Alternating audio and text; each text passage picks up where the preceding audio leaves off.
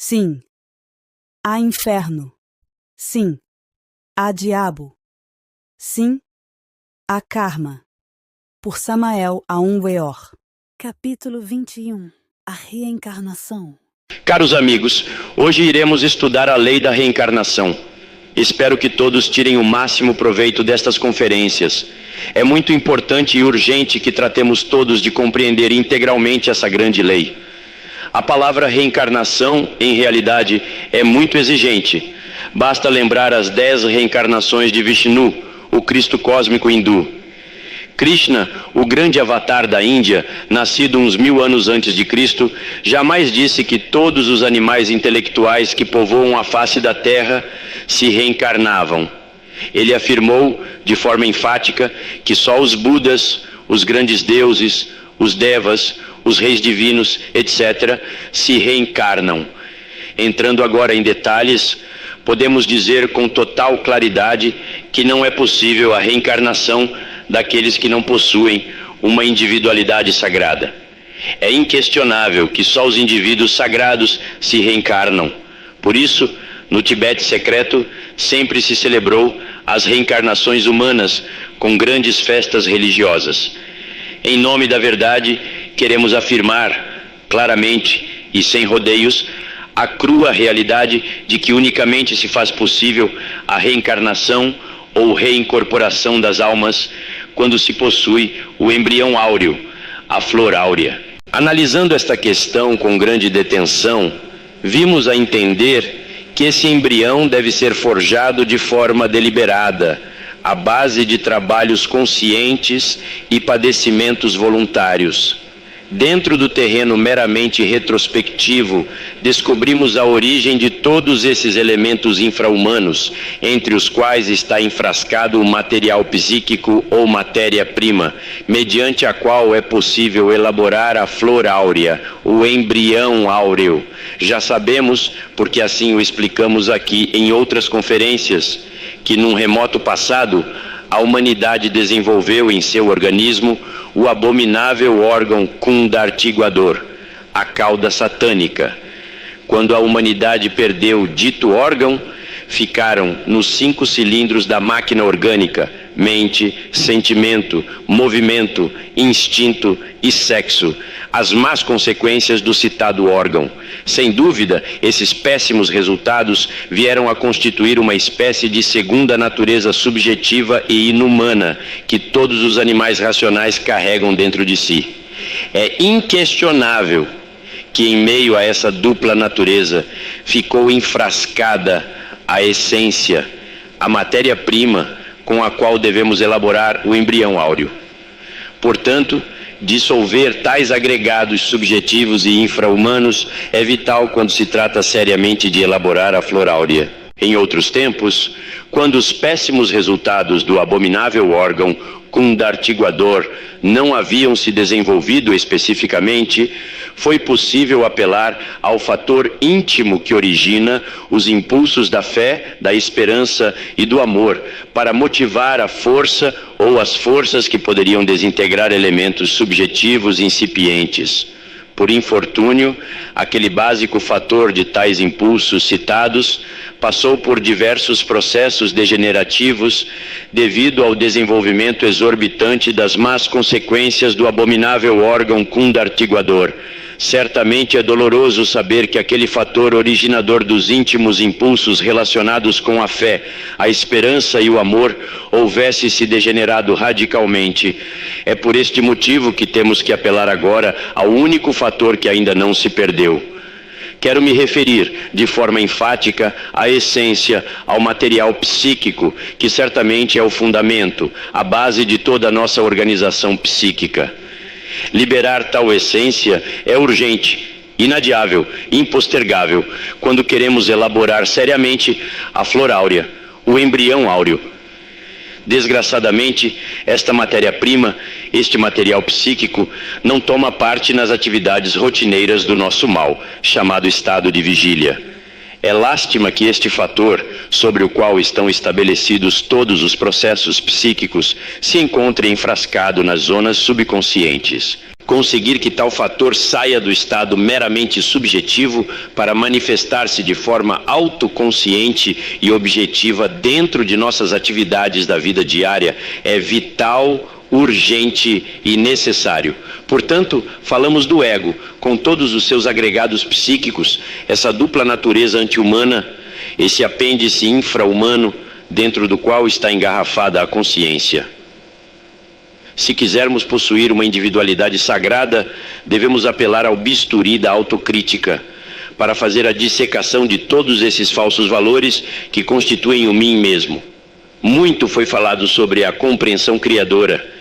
É indispensável conhecer, de forma íntegra, unitotal, todos os defeitos psíquicos que possuímos.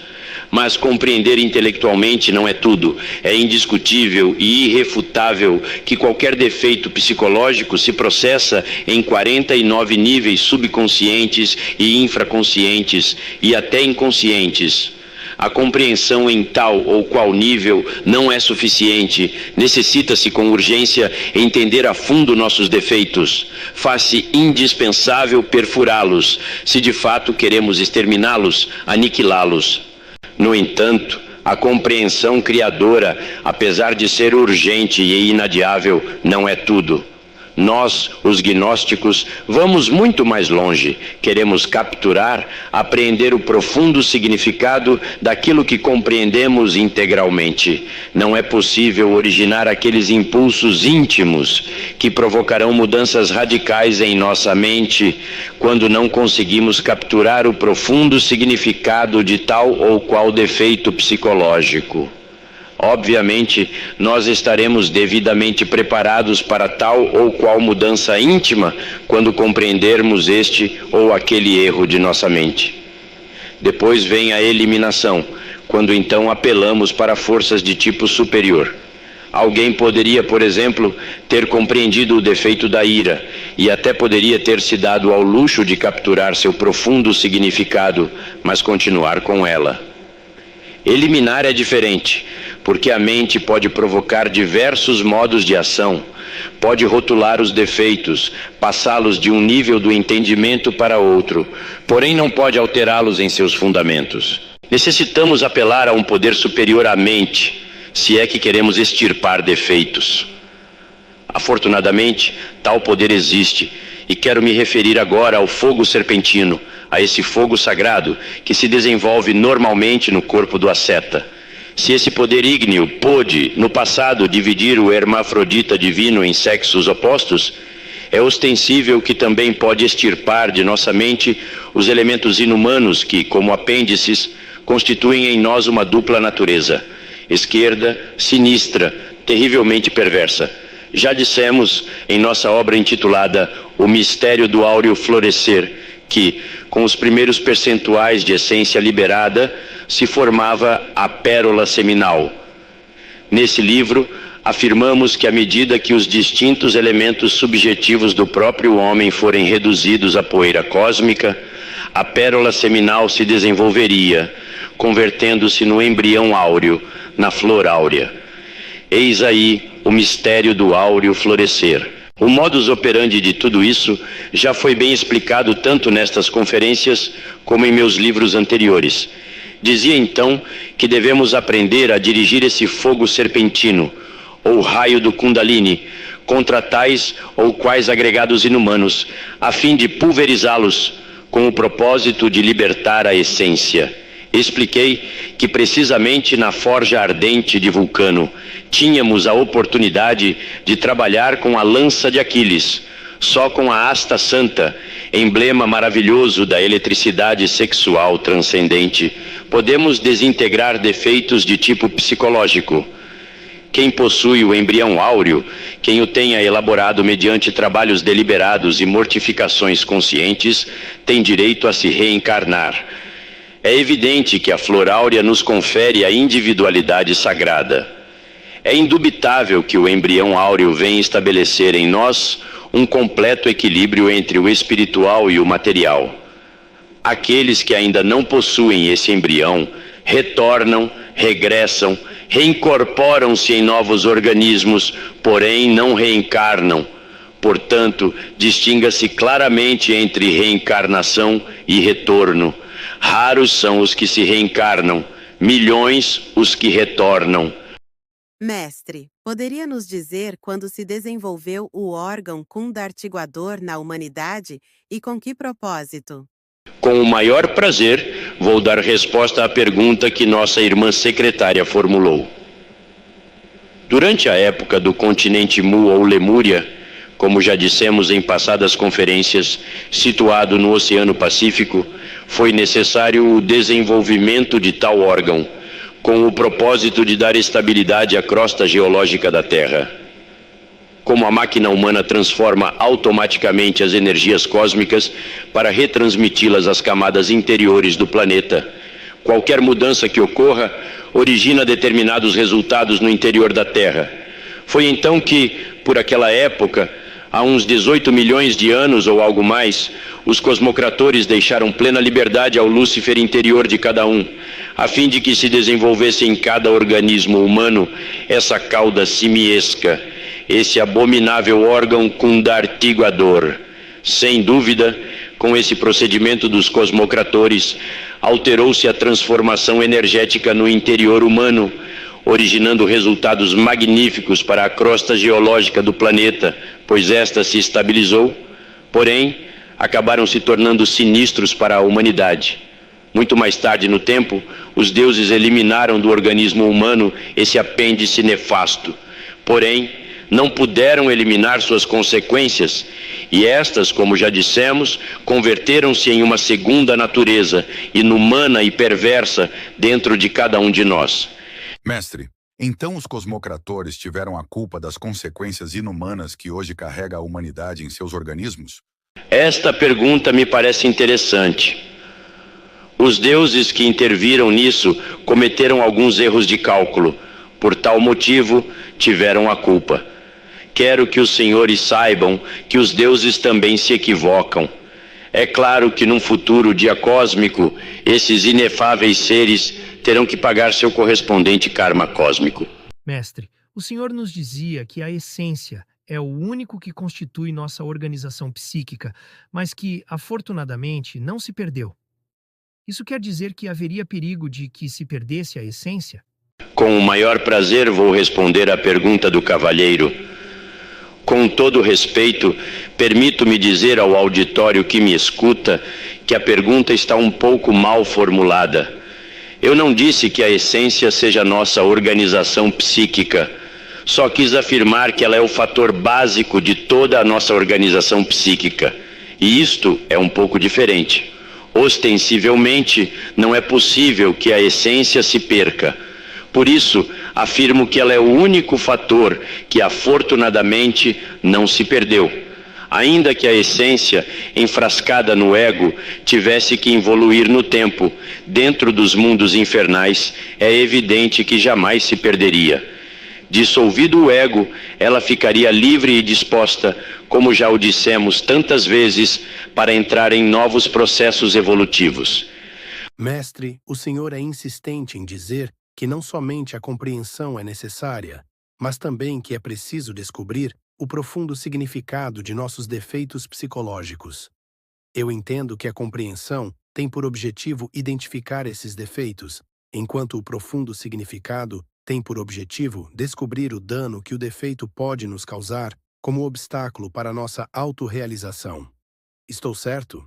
A pergunta que saiu do auditório bem vale a pena ser respondida. Compreensão não é identificação. Alguém poderia identificar um defeito psicológico sem havê-lo compreendido. Portanto, devemos distinguir compreensão de identificação. Esse assunto da compreensão é muito elástico. Os graus de compreensão variam. Pode ocorrer de hoje compreendermos tal ou qual coisa de certo modo e de certa maneira, de forma relativa e circunstancial, mas amanhã compreendermos melhor. A apreensão do profundo significado de tal ou qual defeito só é possível mediante a participação de todas as partes de nosso ser íntegro. Se apenas algumas partes de nosso ser capturaram o profundo significado, mas outras não o capturaram, então o significado íntegro e profundo tampouco foi apreendido unitotalmente. Sobre aquilo que é o profundo significado, sobre seu sabor específico, não devemos formar preconceitos.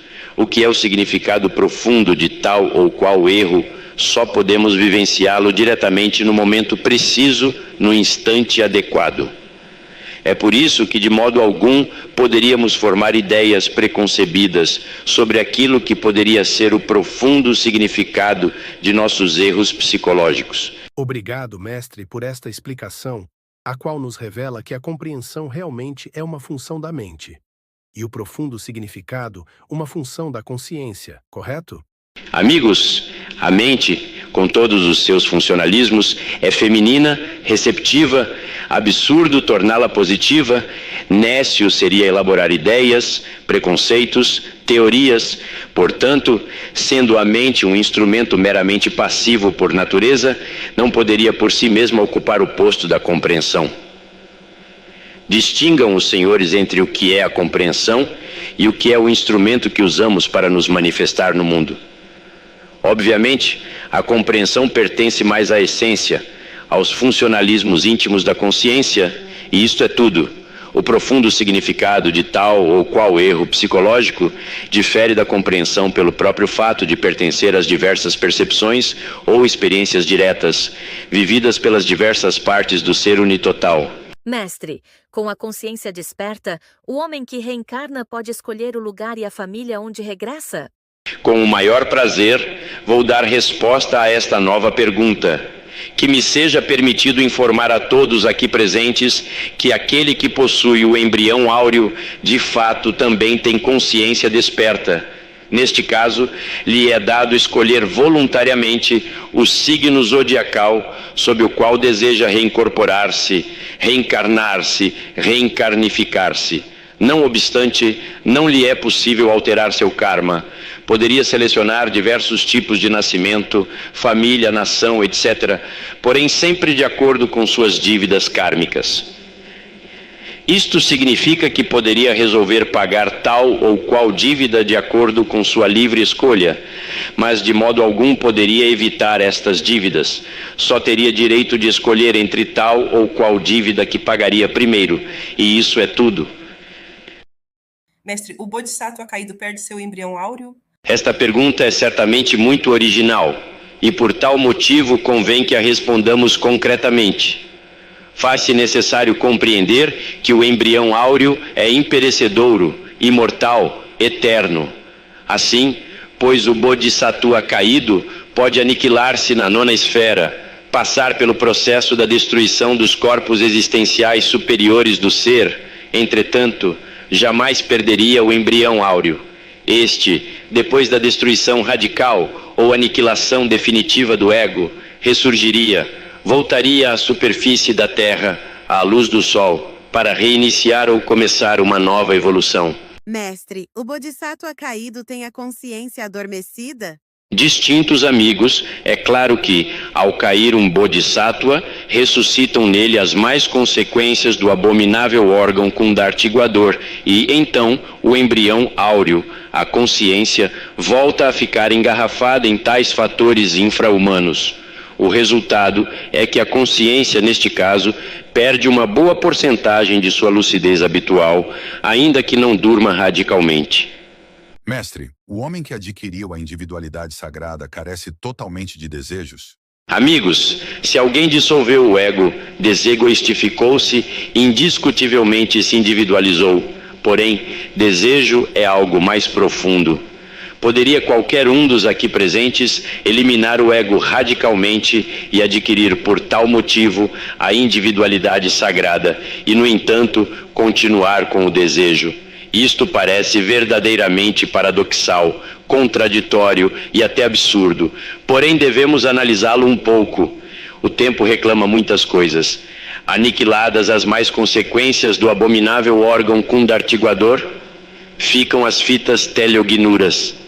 Estas fitas podem se conservar plenamente nos mundos suprassensíveis durante todo o período terrestre, se não nos ocuparmos de desintegrá-las, aniquilá-las, reduzi-las à poeira cósmica. Obviamente, tais fitas, como filmes vivos, certamente correspondem a todas as cenas do desejo, atos luxuriosos desta e de todas as nossas vidas anteriores.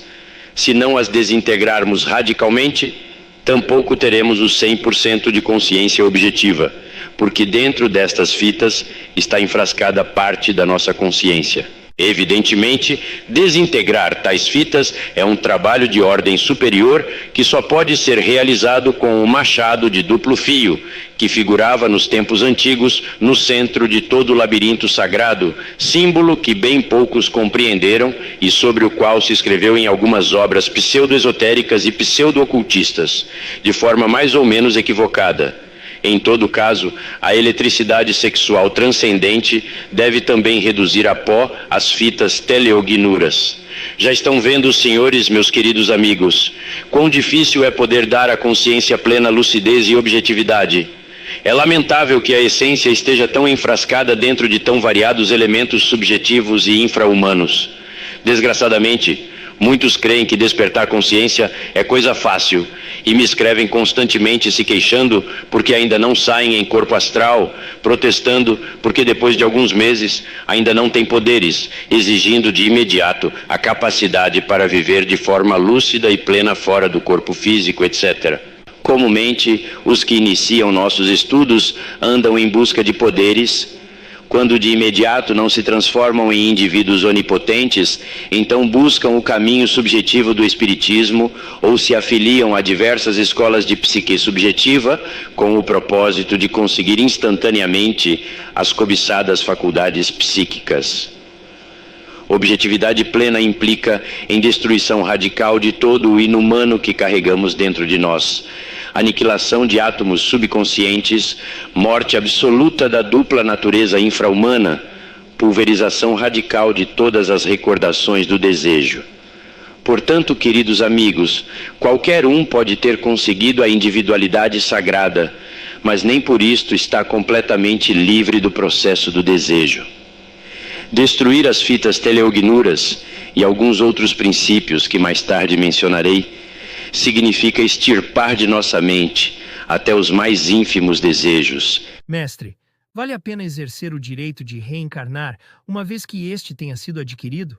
Distintos cavalheiros e damas que me escutam, toda ilusão é permitida às almas reencarnantes. Contudo, é preferível exclamar como Jesus: meu Pai, se possível afasta de mim este cálice, mas não se faça a minha vontade, senão a tua. Nos instantes em que converso com os senhores, aqui dentro deste estúdio de minha própria casa, que é a de vocês, vem-me à memória algo muito interessante. Sucedeu que certa noite fui chamado telepaticamente por um grupo de mestres da venerável Grande Loja Branca. Abandonei o corpo físico e todas as partes de meu ser íntimo, integradas e revestidas com os corpos existenciais, concorreram ao chamado. Flutuando no espaço, pousei suavemente sobre o terraço de um grande edifício.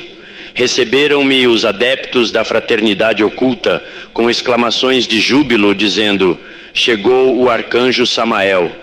Depois de efusivas saudações e cumprimentos, fui interrogado da seguinte forma: tu, como avatar da era de Aquário, deves responder sobre a conveniência ou inconveniência de entregar a humanidade terrestre às naves cósmicas. A tua resposta é de grande responsabilidade. Ajoelhado, vi então com meu sentido espacial o uso que os terrícolas poderiam fazer no futuro com tais naves. O olho de Dagma permitiu-me ver dentro de tais naves, num futuro imediato, comerciantes, prostitutas, ditadores, etc., viajando aos outros planetas do sistema solar, levando a discórdia a outros rincões do universo, etc. Sentindo nesses momentos a responsabilidade que pesava sobre meus ombros, dirigi-me ao Pai que está em secreto, dizendo: meu Pai, Se possível, afasta de mim este cálice, mas não se faça a minha vontade, senão a tua. Aquelas palavras vibraram nos 9 céus, de esfera em esfera, de mundo em mundo. Passaram os anos e tudo ficou resolvido. Meu Pai, que está em secreto, deu a resposta adequada. Seleção do pessoal humano. Entregar essas naves a certos grupos bem seletos da humanidade.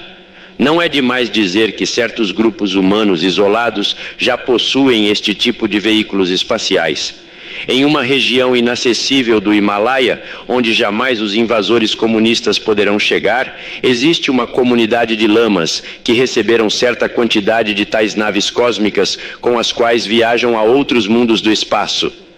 Estes lamas que tiveram a felicidade de receber tão preciosos presentes são indivíduos sagrados, pessoas com um embrião áureo desenvolvido, seres que reencarnam. Assim, pois, caros amigos, devemos fazer sempre a vontade do Pai, jamais a nossa. Aqueles que se reencarnam podem escolher, de acordo com a lei do karma, as condições de vida que quiserem, sem sair, é claro, da lei kármica. Mas é preferível que nosso Pai, que está oculto dentro de nós, escolha o mais conveniente. Mestre, o Senhor nos disse que os deuses também se equivocam. Quem é então aquele que não se equivoca?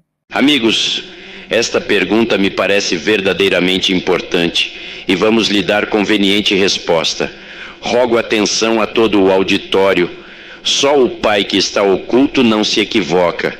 Ele é infalível, onisciente e onipotente. Por isso é que insisto na necessidade de fazer a vontade do Pai, tanto nos céus quanto na terra. Quando nos esquecemos de nosso Pai, cometemos erros. Sempre é melhor consultar e deixar tudo nas mãos do Pai. Mestre, disse a mestra HPB que a única maneira de não sofrer neste mundo é deixar de reencarnar. Que pode nos dizer a respeito? Quero que vocês saibam, cavalheiros, que a felicidade absoluta somente é conseguida quando temos a Deus dentro de nós. Poderíamos viver no Nirvana, o mundo da felicidade, mas sem Deus dentro não seríamos felizes. Poderíamos deixar de reencarnar, mas sem Deus aqui dentro de nós tampouco seríamos felizes. Ainda que vivêssemos numa masmorra imunda, no meio das desgraças mais terríveis, ou estivéssemos nos mundos infernais, mas tendo Deus dentro de nós, seríamos infinitamente felizes. Não é demais lembrar, caros amigos, que nos mundos infernais vivem alguns mestres de compaixão, trabalhando pelos decididamente perdidos, ajudando-os e auxiliando-os. Porém, como tem Deus dentro de si, são felizes.